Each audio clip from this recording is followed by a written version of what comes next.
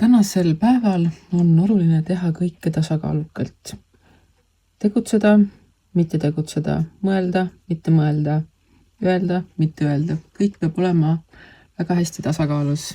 Siis saad kergemini hakkama.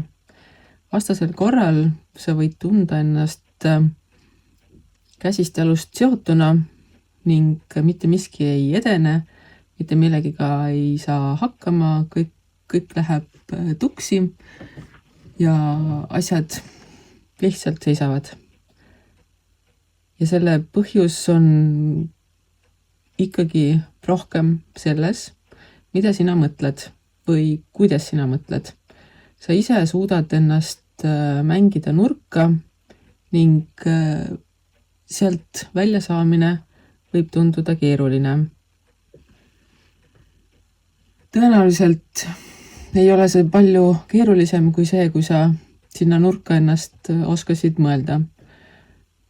Kõik on sinu enda peas kinni ning sellest välja tulemiseks võib-olla on mõistlik kellegi käest küsida, kas just abi, aga nii-öelda teist vaatenurka, räägi oma probleem ära ning kuula, mida teine arvab.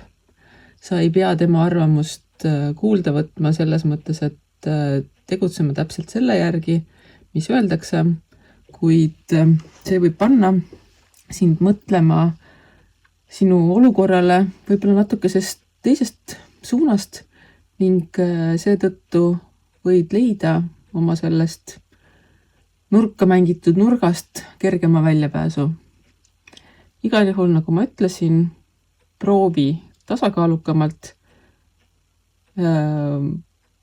mitte nii ülepea kaela asjadesse sisse lennates, vaid just, et kui sa oled tavaliselt plaanija inimene, siis proovi rohkem nii-öelda südant kuulata, emotsioonide järgi tegutseda.